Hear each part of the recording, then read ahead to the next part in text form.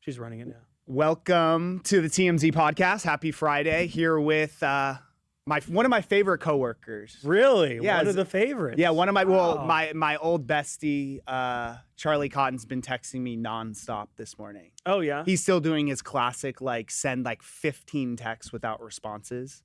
Oh, is he? Oh, Does he ever do that with you? Oh yeah. Where it's I'll have 15 missed texts from him, all one sentence. That's how I text one by one. Yeah. You don't. Why don't you put all your thoughts in a paragraph and send it off? It's not an essay, man. I'm thinking of things as I go. But also, if I don't respond, why don't you wait for me to respond to what you texted first? Now I have to look at 15 different things to respond to. Yeah, you can see how I text multiple. You guys have issues. Look at that. Yeah. You guys have issues. But good to be here.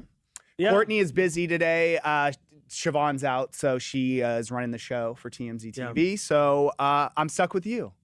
Hey, I don't mean to say stuck, by the way. Can we give a quick shout out to Charlie Cotton, though? Because that guy is responsible for TSA agents getting paid now. Great guy. I know. Thank God. All the government workers. Apparently, TMZ had a responsibility in the DHS funding bill being passed yesterday. He's doing big things. Yeah. I mean, they couldn't have sent a better person. Yeah. Would you go now? Would I go to DC? Yeah. Well, I'm in the middle of escrow for a house, so probably would be bad timing. All right. And I also hate the cold. Oh, no, I wouldn't do DC winter. I can't do cold weather. Yeah. Good to visit, not to live. Right. Okay, cool. So we will get into the stories. The biggest thing, obviously, this week has been the David Celeste Rivas investigation. And we have a new big story about the parents of Celeste Rivas. So we will get into all of that. Then we will talk about Alex Earl.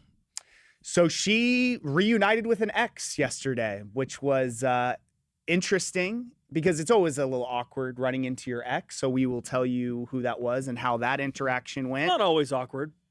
Unless you make it awkward. Yeah, I always make it awkward, bro. I actually just avoid. If you run into an ex, I pretend like I didn't. I have some thoughts on that. So we'll get into that. And then lastly, one of our very own, Derek Kaufman, the attorney here at TMZ, appeared on Jeopardy last night. Yeah. And we'll tell you how he did. And we'll show you a clip. So for starters, the more serious stuff. So we were working on a story yesterday and uncovered that Celeste Rivas's parents were actually investigated for child neglect and abuse in 2024, but they were cleared. So the details on this was the Riverside County Sheriff's Office opened up an investigation on April 27th, 2024. Basically, an anonymous person called and basically had concerns about a runaway juvenile. Obviously, it's been well documented. We know Celeste was running away from home often. Her parents were always trying to locate her. Right. So, yeah, this unknown. So basically what happened was they investigated. They found no evidence of child neglect. They interviewed everyone at the home. The one person that they weren't able to interview was Celeste because they weren't able to get in contact with her. Yeah. So ultimately, the parents were cleared. No evidence was found that they were neglecting their child. So yeah, it is just another interesting wrinkle in this whole Celeste Rivas investigation. For me, I mean, this was done April of 2024, and that was about the runaway juvenile. So that was one instance, it sounded like, and then they investigated it, concluded it. But what about after all this has come out now with what happened in the sexual relationship with an adult? Mm-hmm. What about all of that? There should be a renewed investigation because of all of that. In my opinion, a lot of people believe that the parents do have a part in some of this. Yeah, I mean that she Ubered from Lake Elsinore to Los Angeles, unless it was in the middle of the night, which I think it was around 10 o'clock, it was I believe. 10 o'clock at night. During the week, though, which is like when you're, that's like a school night, should be, for a girl of her age. Police picked her up in Beverly Hills as well. One of the times. Yeah. They, this investigation, actually, the timing of it's a little interesting because it happened right after she had been missing. And that was the very first time that cops had actually contacted David because she had gone missing. In February, they went through her phone, went through her call logs, found David's number, called David at the time. I think it was February 17th, 2024. Yeah. and basically said like, hey, we're looking for this girl. He said, oh, she's a minor. She's missing. He said, I didn't know she was a minor. I didn't know she was missing. I saw her a few days ago. And eventually she returned home a few days after that call. Okay. And that was the first time cops had gone to David and basically questioned him about Celeste. And that was all the way back in 2024. Yeah. So, and they obviously didn't think there was anything going on as far as a relationship, because I feel like they probably would have investigated a lot more. Maybe they should have. Who knows? It's like, what can you do? At some point, your kid is going to do what they want to do. Right. And they're going to find a way to do it. And David, with his resources and everything. But the biggest question I have, and I think that this should also be investigated, is how he took her to London, right? He took her across the world. So right? according to the prosecutor's documents, he took her to not only Houston to meet his parents, because he's from or Texas. He's from Texas. That is wild. Also took her to London, like you said. London. So I don't know the legality, because I mean, growing up, like when we'd go international, like me and my brother, it's like you show your passports and they're like, these are your parents, and you go through. So I don't know how that works exactly. If you're a minor and you're traveling with someone who is not your relative. I want to know if the parents approved her going across the sea. Yeah, I mean, I want to know if that, because how could they have not known that their daughter was across the world? That's what the big question here is whether or not the parents knew where Celeste was all this time, whether the parents knew what the relationship was, whether they knew how old David was, all that stuff. It is obviously a question that people have, but at the end of the day, this is also a grieving family that lost their daughter tragically, and I don't think they need any more. I agree. On their plate. I agree, and I will say that the family is extremely disturbed by all the details that just came out this week, and they're not going to be giving any public statements anymore to the media. The attorney just revealed, so they're trying to process this as much as everybody else is. We've heard the details yesterday. The chainsaws, the body bag, the dismemberment details, very gruesome. And then the other thing that's coming out is so obviously cops or the prosecutor said that days after he murdered or allegedly murdered Celeste, that he was doing interviews and stuff. And so now everyone's digging up different interviews that David did, and it's just kind of shocking to see that if this was.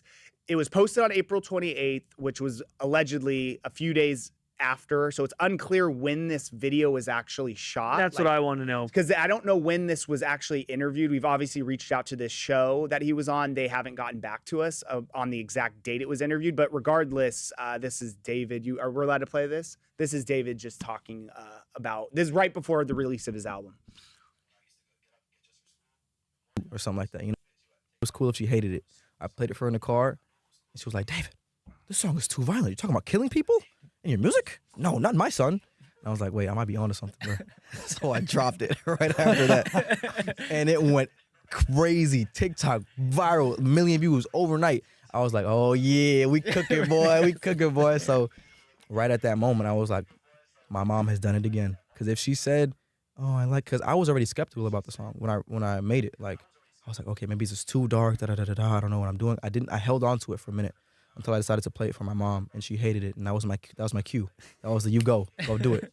So after that, it was just like, it was history, man. Yeah, man. Romantic homicide was just like, it's just weird hearing him, the way he talks so casually, and if this was filmed after he had murdered someone, that's crazy that he would be able to just like talk about his album. And also, it's just always been the talking point of what his music's been about. Murder. I never would have thought this guy would do something like this based off the way he's talking. You'd have no idea that someone would, in the details of him stabbing her, letting her bleed out in the ground allegedly and everything. I don't see somebody in this video that would do that, and that scares me because there's probably people across the world that's a psychopath that can cover it up so well. Some people say you can kind of see it in his eyes, they're dead eyes and everything, but you don't notice that until after. Yeah, he seems like a pretty charming guy. Right. He was like talks about how he was just homeschooled, and he was. He does say he was like lonely and didn't have like normal experiences that like other kids who interacted at school did, which I don't know if that plays a part in anything, but Can we agree though that the prosecutors have the nail in the coffin on this one? They were. Yeah. I think that those Amazon purchases, final nail. And once they had that, they went, let's go. I think we shall see. that's my opinion. I don't know. I really don't know where this case is. It seems like they built a pretty good case, but I mean, as we've seen in other cases in the past, when you think, oh, this person's definitely guilty, and then they're just not able to actually provide enough. Because I mean, from what their documents are saying, doesn't seem like they have the murder weapon. They talk about how he stabbed her inside the house, but it doesn't seem like this was on surveillance or anything. So how do they know? How do you prove that? Yeah, how do you prove that he her? was actually the one who did it? Beyond a reasonable doubt. Yes, exactly. Okay. Well, All right, let's get to something a little bit lighter. Alex Earl. is this light? Yeah, I Like, would say this is in the light, bro. relationship world. This is a good thing. Yeah. Yeah, no, It's a for positive. for sure. So Alex Earl was at a Sports Illustrated party. Was this in Florida, Miami? Right? Isn't that where she lives? So there's a big Sports Illustrated party, and who's there but Braxton Berrios, her You ex-boyfriend. got to fill me in on this. So and this was everybody else. Braxton Berrios, NFL player, pretty mid NFL player, but he's still an NFL player. Sorry for that. That was an unnecessary shot. He was dating Alex Earl for a little while. They were a cute little couple on TikTok, and then she did Dancing with the Stars and was like, in my opinion, bounced on him. Was like, I'm way too big for Braxton Berrios. So they broke up. She seemed upset about it, but she broke up with him, I would assume. That's what it seems like. So they see each other. I mean, they never did say, but I think she broke up with him. And they are at the Sports Illustrated party, run into each other, and she waves at him, right? Doesn't she wave? Waves. Awkward wave. But it's an awkward wave, yeah. Awkward wave. Like and it's almost like she didn't know he was going to. And then the hug, the very awkward hug. So clearly they don't talk anymore by this interaction because she did the awkward wave. But good on her, because she clearly saw him at the party and was like, I'm just gonna nip this in the bud and go up to him and like let's just like cut the awkward tension and then I can go on with the rest of the night. When like my play is always like ignore and pretend like you don't see them. That's my question. Do you approach an ex at a party? I think it's the respectful thing to do. It's respectful. It's very disrespectful to me to avoid someone that was a part of your history, a part of your chapters. Yeah. In my opinion. I think depending on how it ended. yeah, it depends on how it ended. I think if you are the one who broke up with them, you're probably the one who approaches. No, you think so? You think it's the opposite if you got broke? To make it because right? I feel like if she broke up with him, he's probably like, oh, I'm not going to talk to her. And then she's like, I'm just going to like nip this in the bud. So the whole night I'm not avoiding like locking eyes with him at the party. Yeah. I always make a point to, at the end of my relationships, by the way, I've never been broken up with. Oh, I find that hard to believe. I have never been broken up with. If you've broken up with... not once. If you've broken up with Branson, please write it in the comments.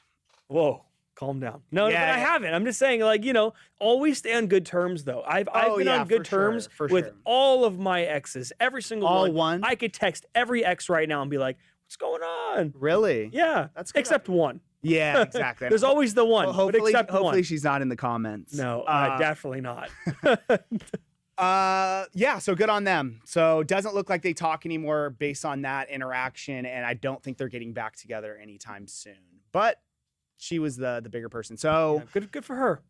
One of my best friends at this company, Derek Kaufman, our attorney, big, massive Jeopardy fan, massive trivia guy, total dork, spends all of his weekends and weeknights, goes to meets up for trivia nights with his buddies. Yeah, he loves throws back some Shirley Temples or whatever he drinks. And yeah, so his lifelong dream was to get on Jeopardy, and he got on Jeopardy. Yeah, which is awesome. So his episode aired last night. We're able to play some of it, right? Yeah. So is this the introduction? Yeah. Today's contestants are a novelist from Los Angeles, California, Kate Brody, an attorney from Los Angeles, California, Derek Kaufman. Derek Kaufman, also from Los Angeles, is an attorney. Your favorite film franchise is? Rocky. And you and your partner are what? joint Rocky fans now? I'm the only Rocky fan, but you got to find someone to marry who indulges your quirky interests. I did. Our wedding was entirely Rocky themed. I walked down the aisle to the Rocky processional music, to Gonna Fly Now. Our tables were named Clubber Lang and Apollo Creed. You knew where you stood if you were at the Tommy Gunn table. But wait, did you just say your partner is not a Rocky fan and put up with all this? She became a Rocky fan. She even dressed up like Adrian for our shoot. Very nice. She sounds like she was a good sport. Dude, this guy's treating this show like it's the TMZ TV show. I mean, the one thing I will say about this guy is how he acts on the show is how he is in real life. No, like, really. He's just, I mean, what a maroon. I don't know why he went with this maroon sweater. I tried to advise him against it. Yeah, I mean, he got to live out his lifelong dream, which is awesome. So he just by playing Jeopardy, and he like literally idolizes Ken Jennings. So it's like. That was awesome for him. Unfortunately for him, it did not go well. Yeah. It did not go well. Yeah, but that's okay, you know? Got third. The buzzer, apparently, I've spoken to sources close to Derek. The buzzer was quite tricky for him. It wasn't the knowledge aspect. It was more the buzzer. Wait. Like, yeah, I guess he was it explaining how like they flash a light and then you have to buzz, and that if you do too early or too late, like you don't get to answer a question. This is what he told me. This could all be complete bullshit excuses, but good for him. I'm not gonna dance on his grave because a lot of people are ready to make fun of him because he just thinks he's the smartest guy ever, and it turns out we're all idiots because when he's actually around smart people, he's an idiot. So, which also says that we're really just big so you know, anybody needs to know, Derek is my direct boss.